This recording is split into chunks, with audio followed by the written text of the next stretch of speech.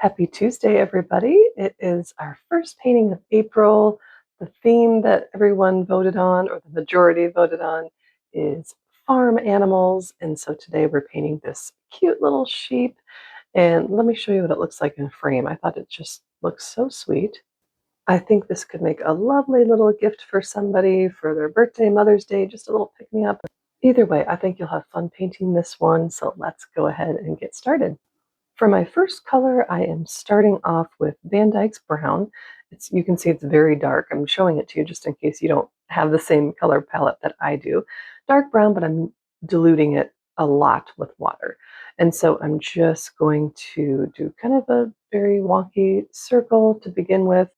And now I'm just putting water on my brush and going to dilute it even more right on the paper.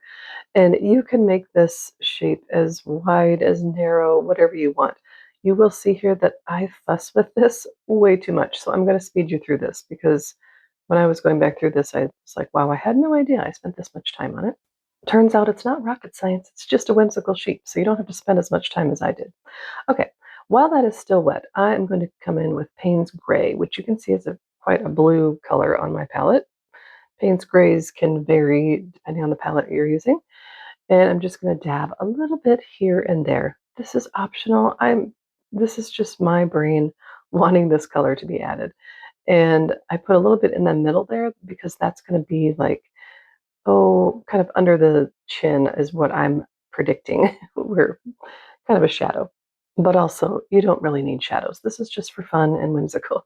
And now another color that just for my little brain is rose red. And it's going to be very, very just subtle. This whole thing is going to be subtle because everything dries lighter in watercolors.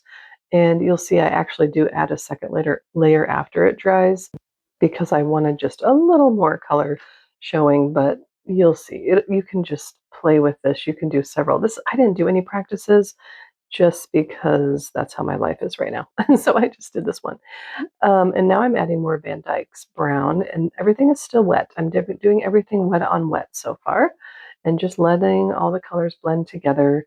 And you can see I'm leaving kind of the upper left portion of that lighter than the rest, kind of whatever, sort of thinking about shadows and highlights, but not overthinking it.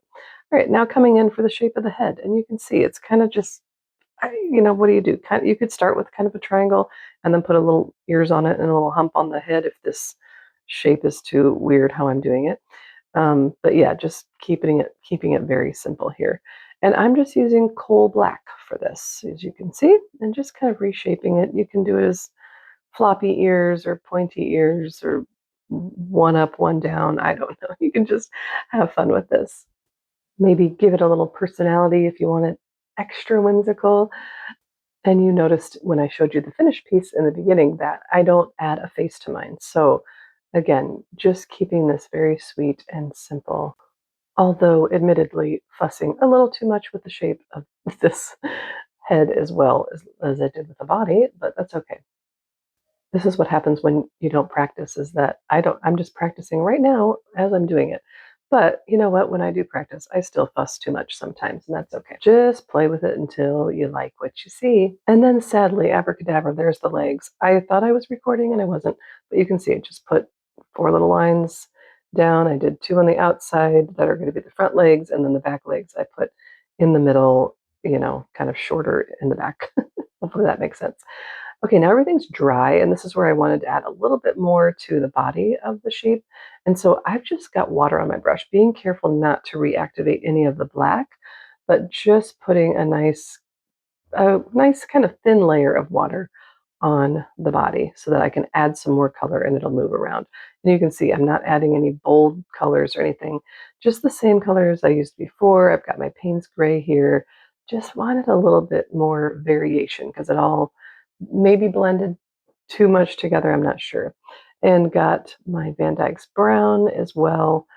And I'm sorry for my voice, but literally it's Tuesday morning and my alarm did not go off because I think my update went off on my phone like during when my alarm should have been going off. So I'm late to doing this and I just woke up, sipping on my first cup of coffee while I try to do a voiceover for this painting. Okay, because I thought I did it yesterday and I didn't.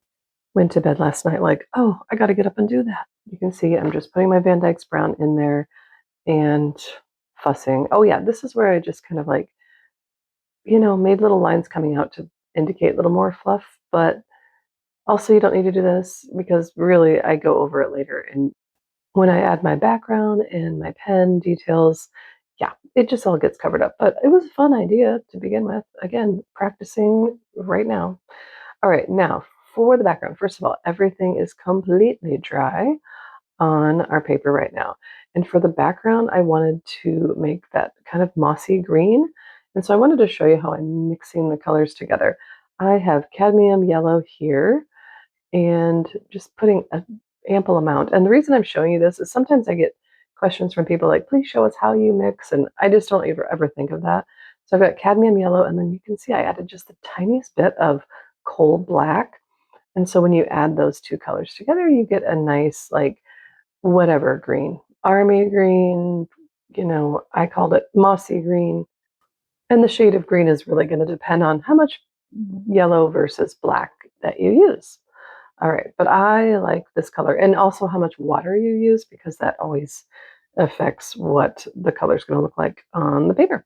So I added a little bit more yellow just because it was darker than I cared for. I'll get a little piece of paper here to show you. And that is the color I'm going for. So happy with that.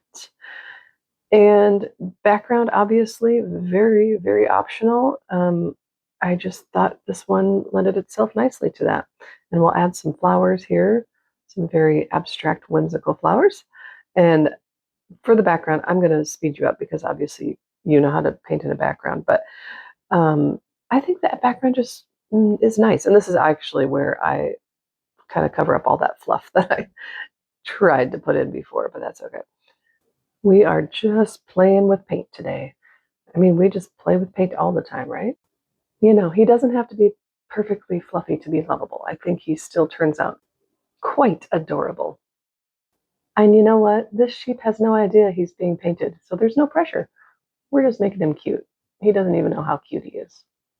And there's our background. Now, it looks like I'm trying to add grass here, which I'm not. It was just kind of splotchy down at the bottom, so I'm just kind of adding more paint.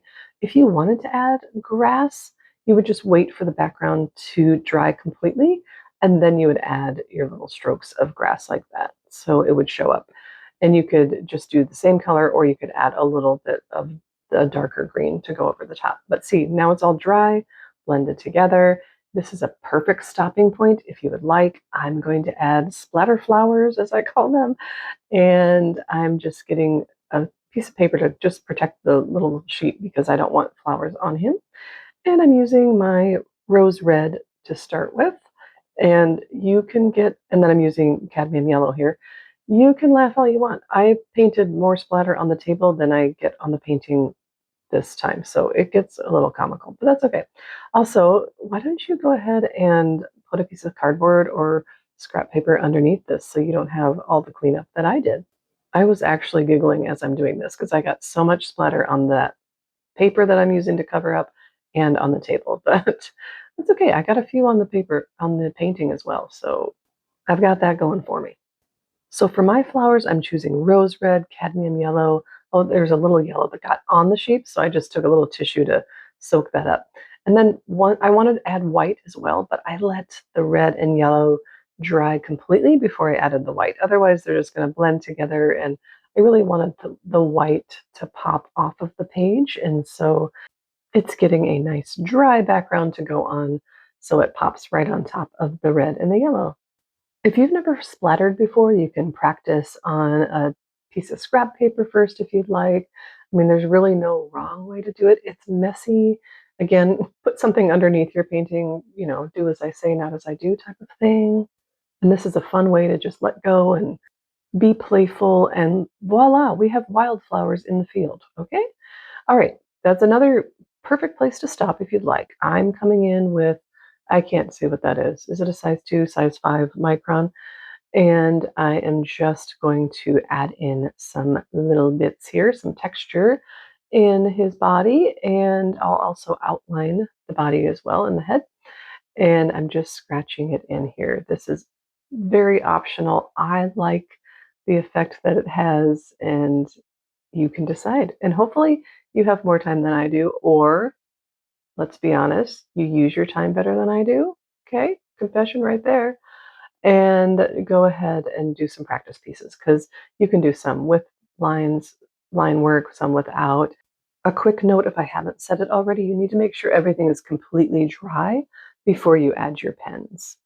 And another note, if you don't have these waterproof archival, fine liners, you don't need them at this point.